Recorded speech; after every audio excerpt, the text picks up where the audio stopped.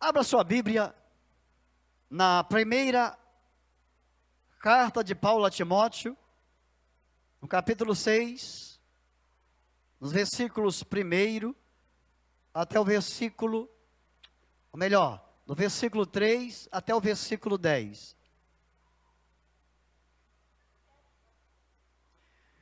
Primeira epístola de Paulo a Timóteo, capítulo 6,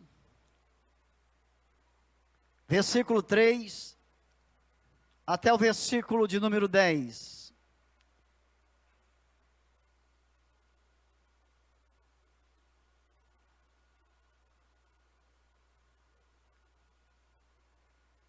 Amém?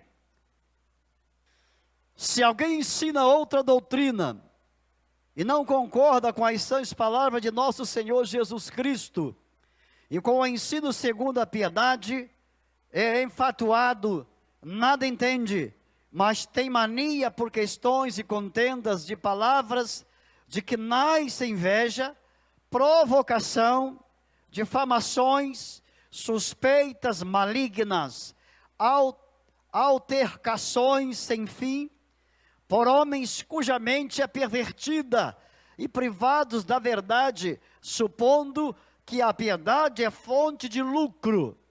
De fato, grande fonte de lucro é a piedade com o contentamento, porque nada temos trazido para o mundo, nem coisa alguma poderemos levar dele, tendo sustento, e com que nos vestir, estejamos contentes. Ora, os que querem ficar ricos caem em tentação e cilada, e em muitas concupiscências insensatas e perniciosas, quais afogam os homens na ruína e perdição.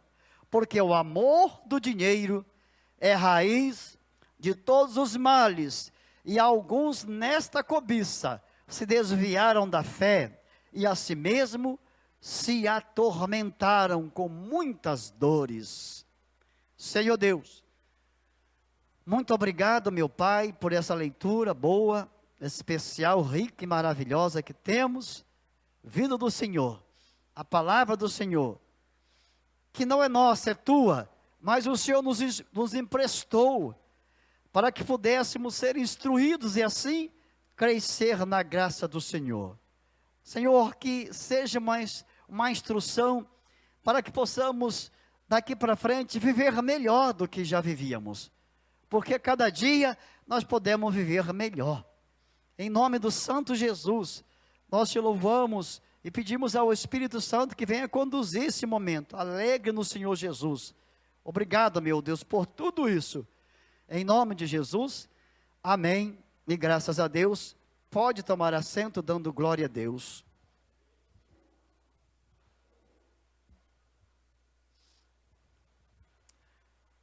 Bom, é muito interessante quando nós podemos extrair lições preciosas para viver melhor, não é? O ser humano, ele pode viver melhor. Você pergunta assim, mas eu já vivo bem. Eu posso viver bem, mas eu também posso viver melhor. Posso ou não posso? E a Bíblia vem instruindo a gente em relação a essas coisas. Toda vez que Paulo escrevia suas epístolas, ele endereçava isso a alguém, ou algum grupo, ou alguma cidade. Só que essa epístola, ele está falando a Timóteo. É interessante que ele nos fornece a informação de que Timóteo é o seu filho na fé. Bom demais ouvir isso.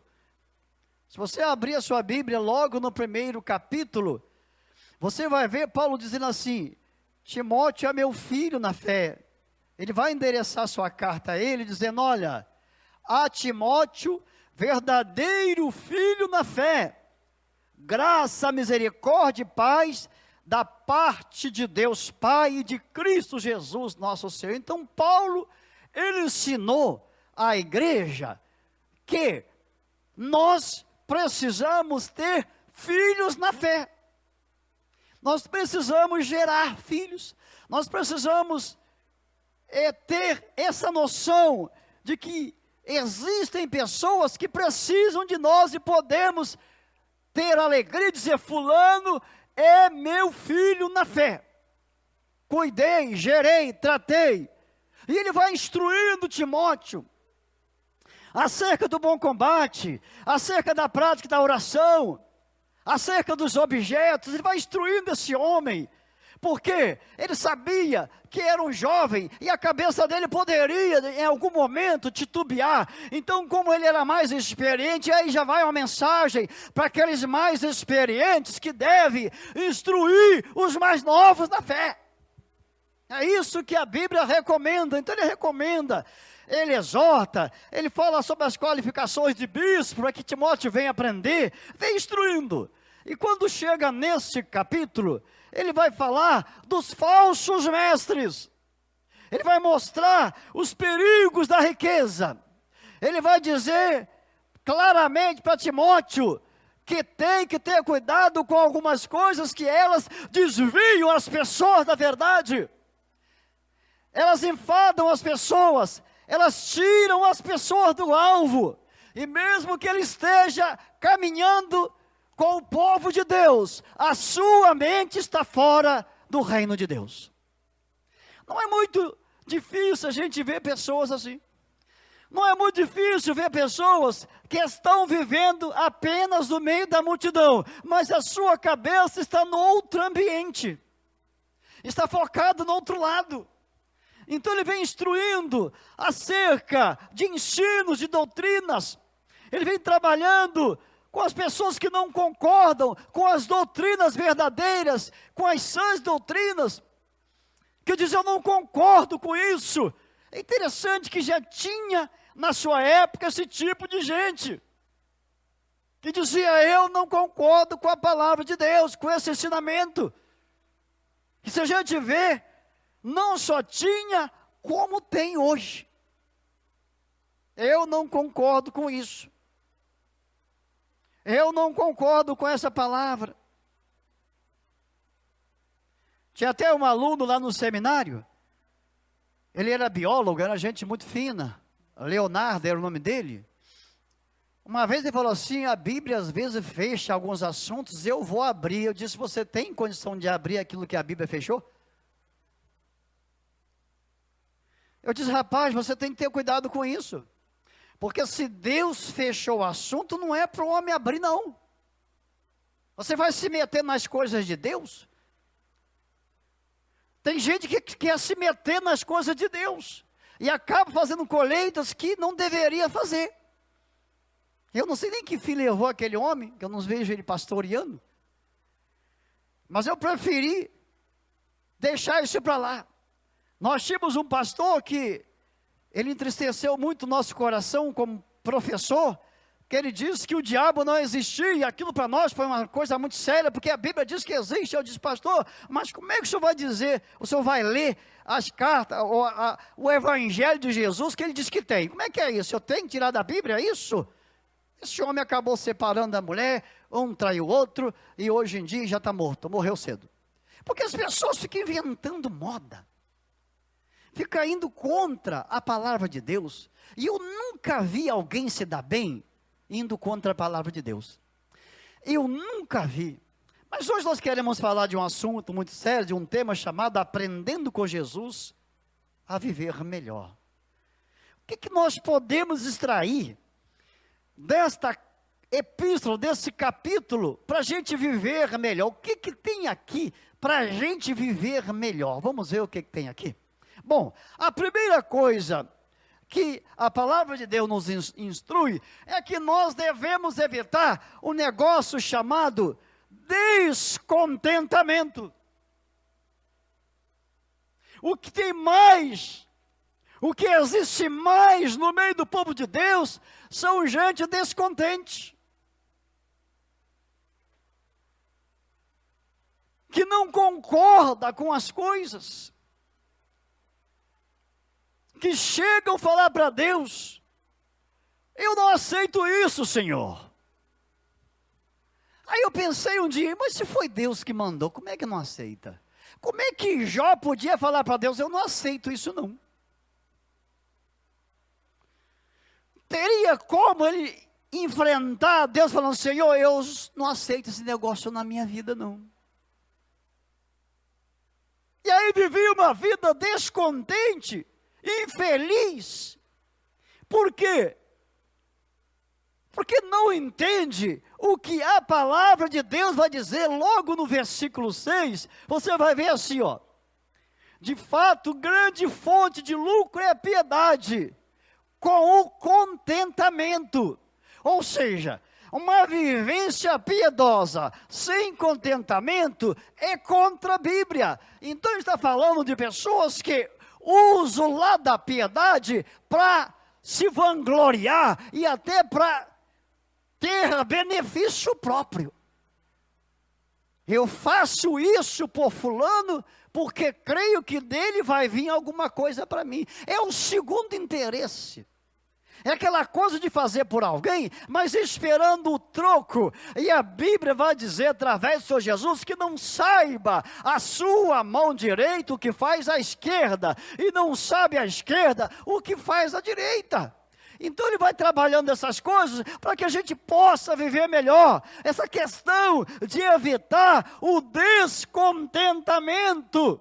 Querido, se você está levando uma vida descontente na vida, por alguma situação, aprenda com o Evangelho do Senhor Jesus a viver melhor. Porque isso não vai ajudar. O que vai ajudar é a gente falar, Deus, está na sua palavra, está aí, então glória seja dada ao Senhor. O Senhor deu, o Senhor levou, bendito seja o nome, olha Jó. Olha se contentando, Senhor, eu nasci nu e nu vou voltar, beleza Senhor. Deus se alegrou muito com aquele homem. Se alegrou muito com as posturas deles, apesar de alguns momentos ele até pedir, não sei para que eu nasci, mas foi um momento de crise, né? E Deus entende o momento de crise na nossa vida. Mas teve um momento que ele entendeu, foi Deus que deixou. Foi Deus que permitiu acontecer, então eu vou levar isso e vou adorar a Deus, porque no momento certo Deus vai virar esse cativeiro. No momento certo o Senhor vai me honrar, querido, porque Deus honra a sua igreja, amém gente? Deus falou em dupla honra. Então nós precisamos viver essa realidade para a gente viver melhor. Porque o que tem de evangélico vivendo mal, não é? Eu nunca vi tanta depressão no meio dos evangélicos, igual agora. Eu falo porque eu estou cuidando. E eu nunca vi tanto pânico igual agora. Mas quando a gente para analisar as situações, você vai ver que em algum momento da vida essa pessoa viveu descontente.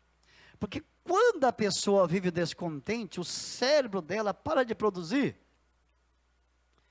uma coisa chamada serotonina, dopamina, a noradrenalina, e ela começa a baixar, a sua autoestima vai baixando. Daqui a pouco, ela não tem mais prazer. Porque uma pessoa descontente não tem prazer. A vida para ela não faz sentido. E a grande verdade é que essa pessoa que vive o descontentamento é uma parceira do suicídio. Porque logo, logo ela vai pensar, para viver assim, é melhor eu morrer. Para viver desse jeito, para que viver assim? Aí ela procura maneira de sair do sofrimento, porque essas coisas geram dores. Dores na alma, dores nas emoções. E essas dores não são nada fáceis de enfrentar. Então, para viver melhor, nós temos que evitar, querido e querida, evita isso na sua vida. Não deixa isso acontecer com você. Não dê asas para esse negócio atormentar. E dentro desse descontentamento devemos aprender que a nossa vida é passageira. Isso é uma grande verdade, a nossa vida, ela passa rápido. Quantas pessoas você conheceu que hoje já foram embora? Já foram embora? Quantos jovens vocês viram nascer que hoje já foram embora? Quantas pessoas passaram por vocês aqui na igreja, cantaram, participaram de coral, tomaram ceia e fizeram isso e aquilo outro e não existe mais. Então, não é melhor a gente viver uma vida alegre? Não é melhor a gente tirar da nossa vida a tristeza? Não é melhor jogar fora aquilo que atrapalha a gente? O rancorismo, não é?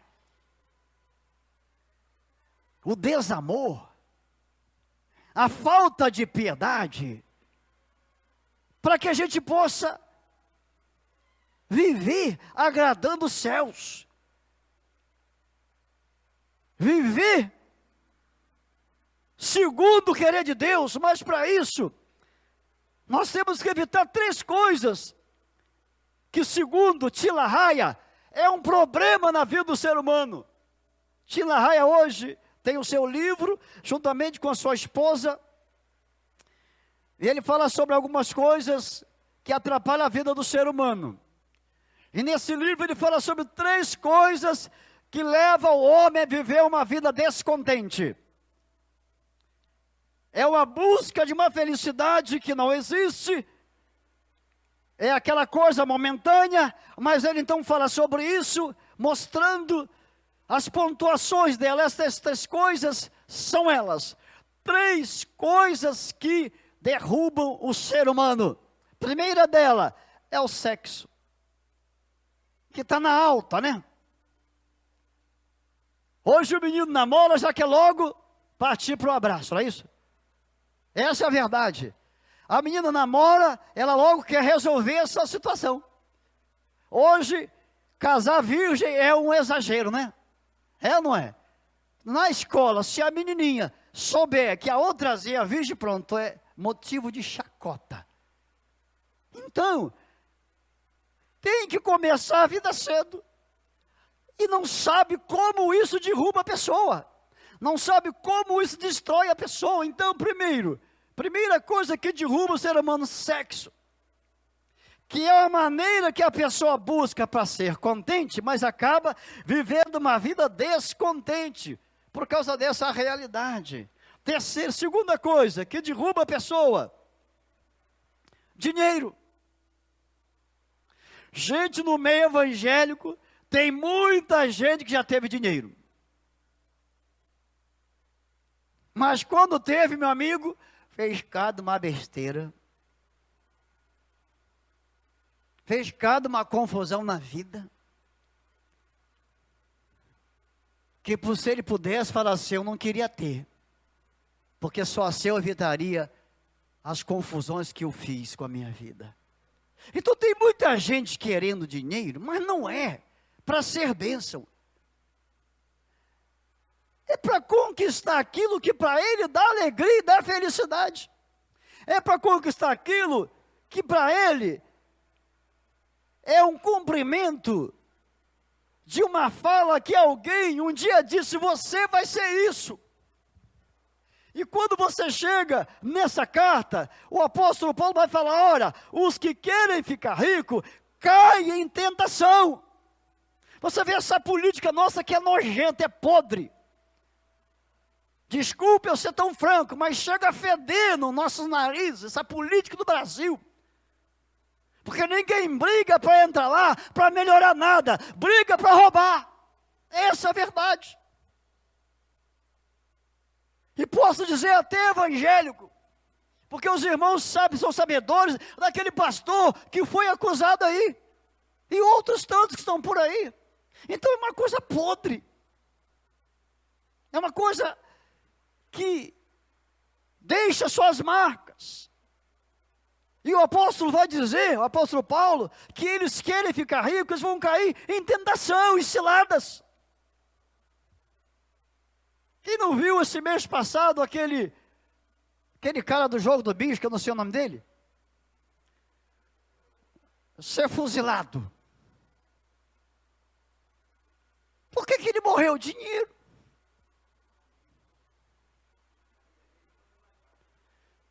Todo mundo vai morrendo por causa de dinheiro. Você vai nesses morros aí, por que matam? Dinheiro. Por que está essa confusão nesse mundo? Dinheiro. Mas o dinheiro é ruim, não. O dinheiro é bom. Sem ele você não compra nada. Mas a palavra vai dizer que não é o dinheiro que não presta, mas é o valor que se dá a ele. É ele sendo uma raiz do mal. Porque ele vai dizer que a raiz, o amor ao dinheiro, é uma raiz de todos os males. Então as pessoas com dinheiro, casa, manda a mulher embora, mata o filho, não mata o pai. Essas confusões que nós tivemos aí há 3 anos atrás, de filhos matando o pai por causa de dinheiro, não lembram disso? Forjando, simulando, preparando tudo, chamando gente para matar a mãe, o dinheiro.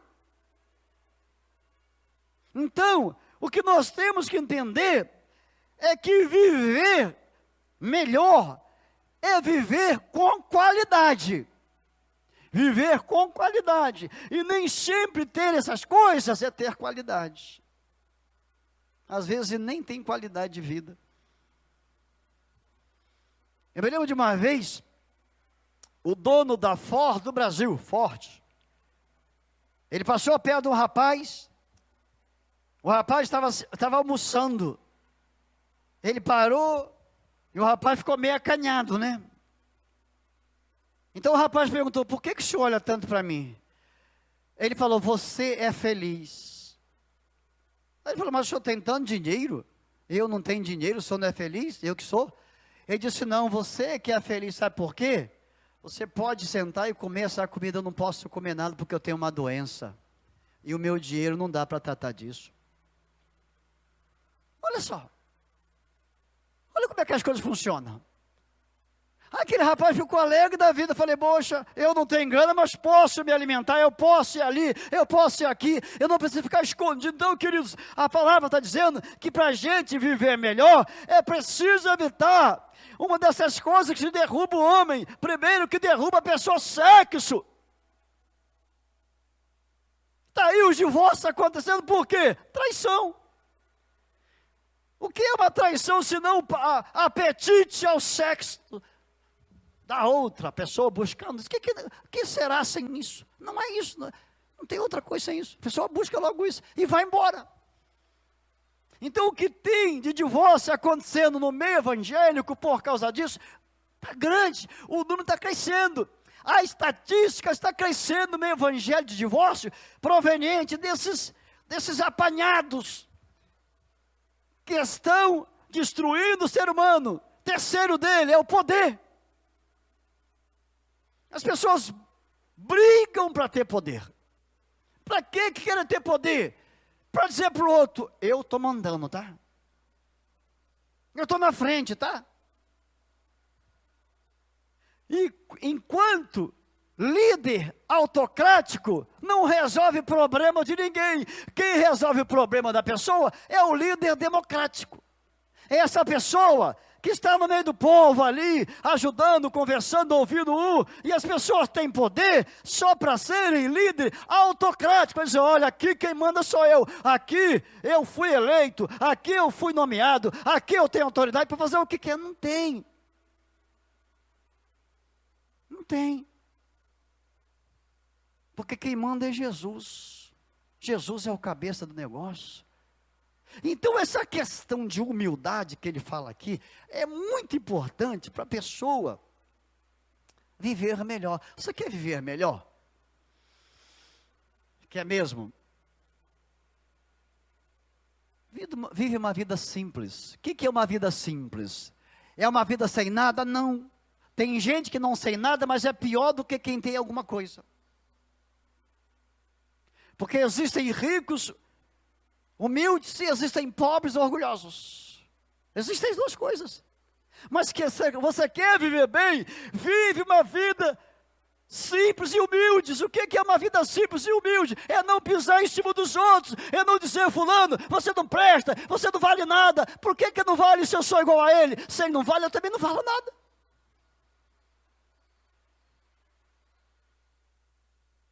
Se tem alguém que não vale nada, e é um ser humano, e eu sou ser humano, logo também eu não valo nada. Então o que tem mais na terra é gente passando por cima dos outros, é pisando, maltratando, destratando, entristecendo o coração do outro, quando Jesus quer que a humildade seja uma das bases para a gente. A simplicidade seja uma das bases da gente, de reconhecer que o outro sente dor igual eu sinto, de reconhecer que o outro é carente igual eu sou, de reconhecer que as mesmas necessidades fisiológicas que eu tenho, o outro também tem, de reconhecer que as carências que ele tem, eu também tenho. E quando nós reconhecemos desse jeito, como há uma felicidade voltando dentro da gente. Por quê?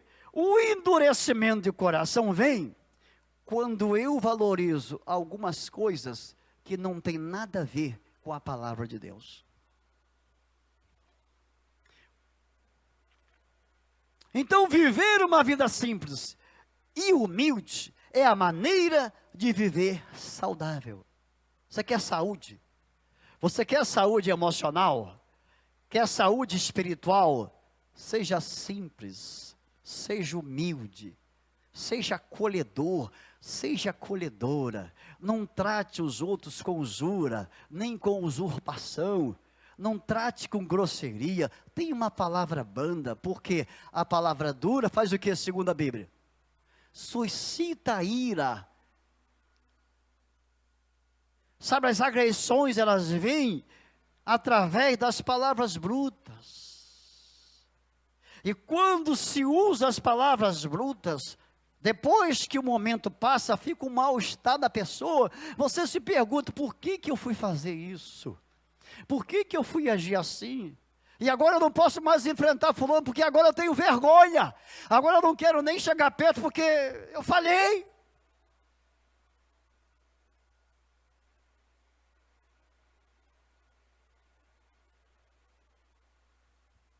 Então, amados, a palavra está nos levando a redescobrir a maneira fácil de viver melhor, de ter uma semana amável, uma semana abençoada, uma semana abençoadora, uma semana ainda que tenha pandemia, eu ser alguém que eu posso gerar ou começar a gerar um filho na fé.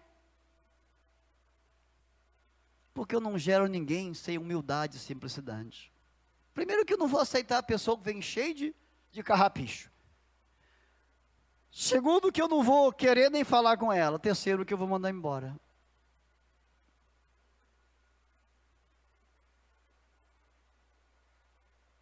Então, tudo na vida da pessoa que quer usar os benefícios naturais para enriquecer-se o seu conhecimento e a sua história, tudo começa com a cobiça. Se você abrir a sua Bíblia, no Evangelho de Mateus, vai dizer que tudo começa com os olhos. Tenha cuidado com os olhos. Jesus disse assim: se os teus olhos te fazem pecar, arranca os seus olhos, não é assim? E o que é arrancar os olhos? Não é tirar os olhos, é cuidar desse olho para não ficar olhando mais a coisa ruim, olhando mal, dando atenção ao mal. Então a cobiça é uma maneira que a pessoa tem de ficar olhando as coisas dos outros e desejando as coisas dos outros. Fulano tem tanta coisa, não tem nada. Fulano conseguiu alguma coisa, eu não consegui nada. Então arrancar o olho, Jesus, significa se afastar daquilo que está nos levando à cobiça. Se tem alguma coisa nos levando à cobiça, temos que se afastar disso. Eu conheci o irmão, ele deixa eu falar dele, eu posso falar que ele não tem problema. Irmão Vicente, aquele que traz aqui os legumes. Ele tem um sobrinho que ele foi para a polícia, e esse menino estava sendo arregimentado por um sistema corrupto dentro do nosso país. Por quê? Porque ele olhou algumas coisas que esses homens tinham e cobiçou. Agora eu vou ter dinheiro, vou ficar rico. Aí o Vicente foi e falou para ele: rapaz, você é homem de Deus. Você é um jovem evangélico. Você é batizado na fé, você tem a palavra boa. Você cuidado para não ir para esse lado aí, porque esse lado é lado de ida sem volta. Fala, Machinho, do que o senhor está falando? Porque você está querendo ir para o lado do dinheiro ilícito, cobiçando aquilo que não é seu. Cuidado que isso vai dar problema para você. E ele então desviou o seu foco e saiu disso. Queridos, tudo aquilo que os nossos olhos estão olhando, levando a gente a cobiçar, se você não sair de perto, você vai cair.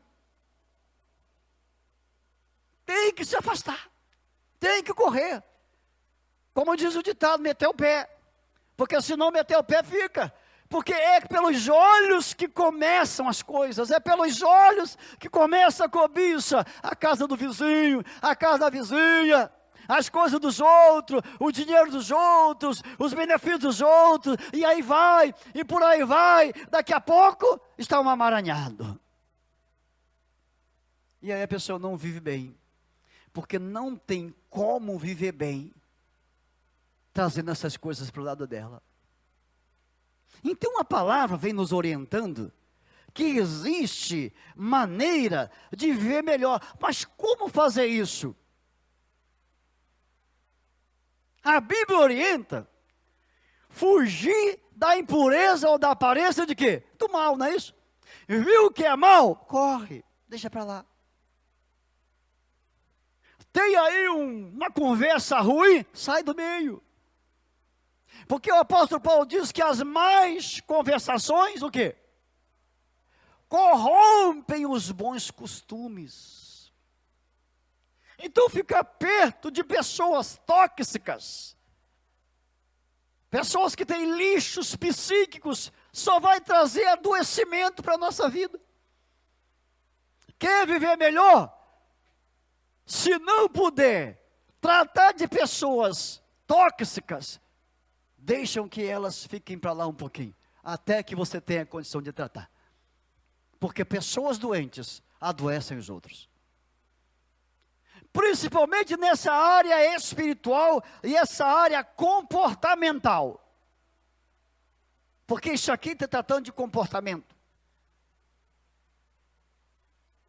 Então, para a gente viver melhor, quando nós olhamos o versículo 3, diz assim, ó: se alguém ensina outra doutrina e não concorda com as sãs palavras do nosso Senhor Jesus Cristo e com o ensino segundo a piedade, é infatuado, nada entende, mas tem mania por questões e contendas de palavras, que nasceram inveja, provocações, difamações, suspeitas, malignas, vai por aí fora.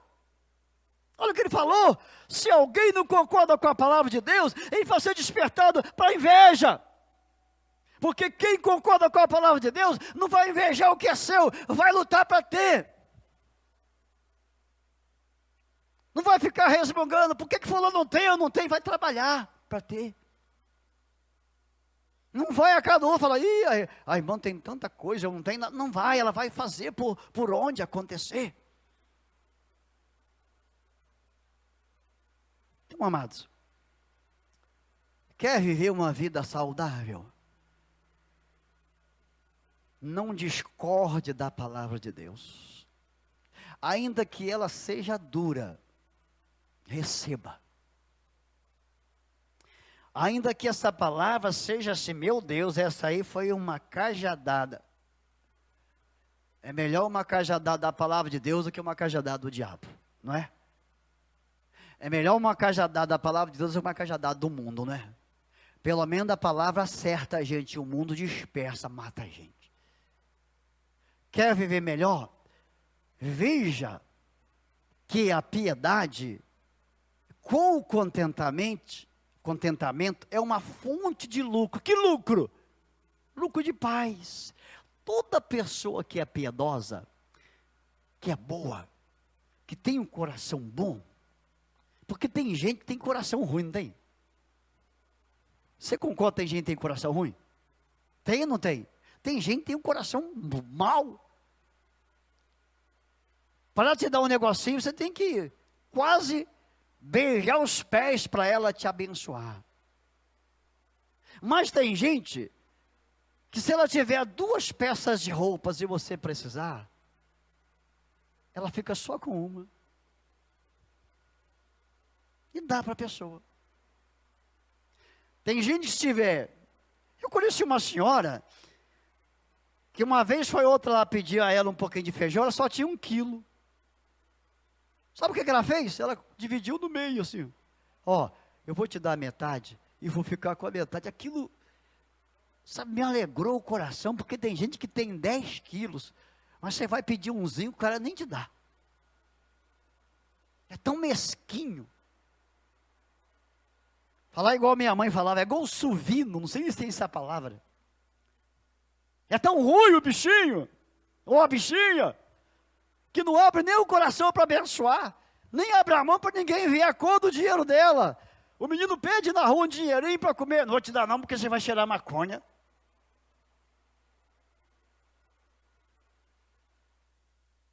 Gente, quer viver uma vida feliz? Seja piedoso. O que é ser piedoso? É ter piedade dos outros. Quer ver uma falta de piedade? Está pagando porque fez alguma coisa. Já ouviu isso? Já? Problema é dela, se vira agora. Cadê, onde é que está a piedade? Jesus deu o exemplo do bom samaritano, não foi? Passando várias pessoas, deixou ele caído lá, não foi? Não é assim que ele falou? Faltou piedade naquela turma. Ele passou, que ele está falando dele mesmo, socorreu. Ainda disse mais, cuida dele, lá no hospital. Se precisar, põe na minha conta, porque quando eu voltar, eu acerto. Olha que piedade.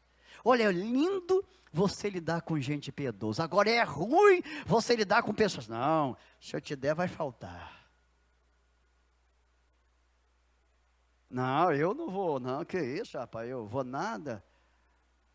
A barriga dos meus filhos não vai ficar vazia, não. Quando é que Deus diz que se você for abençoador, vai faltar bênção para você?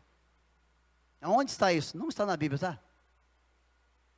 Quando Deus chamou Abraão, que saiu de Ur dos Caldeus para a terra prometida, o Senhor falou assim: Abraão, eu vou te abençoar, mas se tu uma bênção.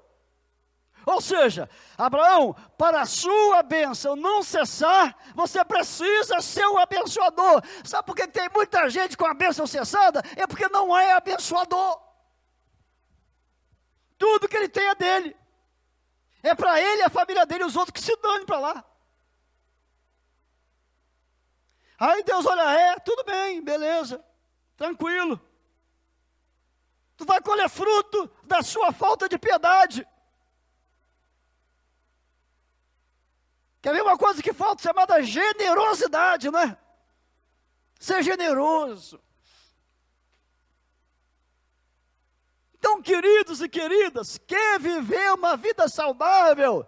Quanto mais você é piedoso, mais alegria você tem no coração. Sabe por quê? Você vai deitar falando assim, graças a Deus que eu pude abençoar alguém. Graças a Deus que bateu na minha porta e saiu com a bênção de Deus. Graças a Deus que eu pude ver a palavra se cumprindo na minha vida. Estamos terminando o ano, gente. E aí? Já fez um balanço da sua vida? Já fez uma análise da sua vida? Ah, pastor, esse ano nem fiz, porque esse coronavírus não deixou. Não, ele está lá não sei aonde. Como é que foram as bênçãos de Deus para você nesse ano? A sua rotina é a mesma ou alguma coisa mudou? Foi alguma coisa nova que chegou? Ou está a mesma coisa? Gente, Deus não é velho. Deus não é Deus de rotina, Deus é Deus de novidade. Não é? Se nós falássemos assim, olha, você que esse ano foi abençoado, vem aqui na frente contar. Você viria? Quantos aqui viriam?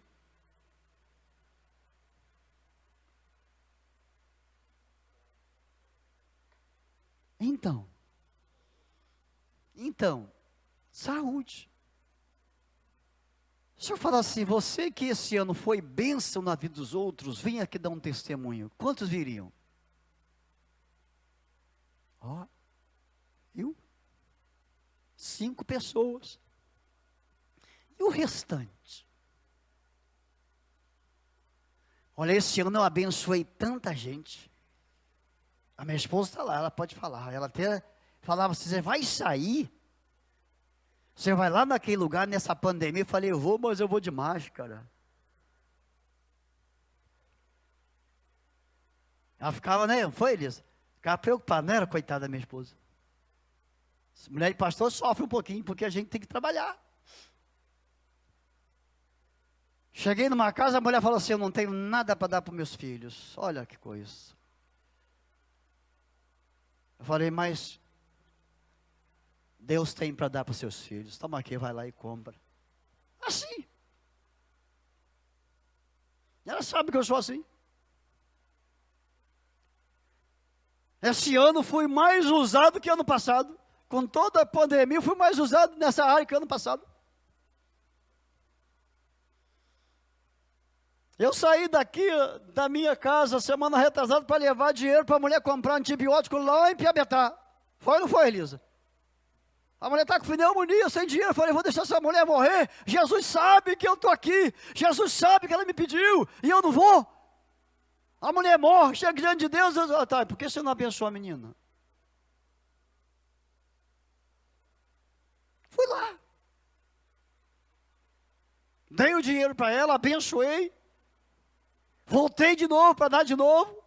Porque não deu, o negócio não passou. E é assim, irmãos. Aquilo que nós temos não é nosso, é de Deus, amém? Glória a Deus. Amém? Você crê assim? Não faça parte da estatística de alguns evangélicos que não conseguem nada na vida, porque não é mão aberta.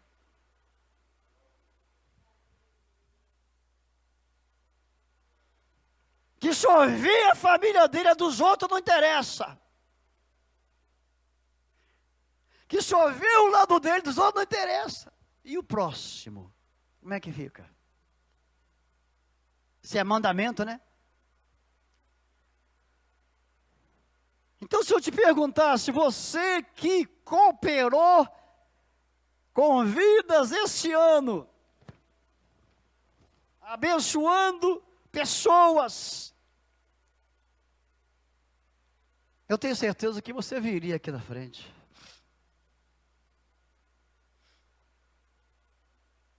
Vou liberar uma palavra aqui do púlpito. Não seja um evangélico só de boca. Seja um evangélico de ação. Amém? Glória a Deus. Amém? Não seja o evangelho só carregador de Bíblia. Seja o evangelho cumpridor da palavra de Deus. Porque aí Deus vai te honrar. Glória a Deus.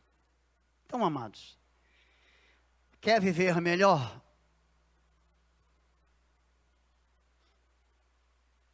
Siga as instruções da Bíblia. Se tem alguém que está querendo viver contrário à Bíblia, fala, olha, não é comigo. Você quer desfazer o que Deus fez? Não é comigo. Estou fora disso aí.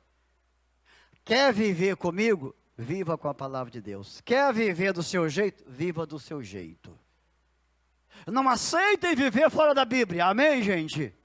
Aceita viver na palavra de Deus, porque a palavra de Deus é a verdade que liberta.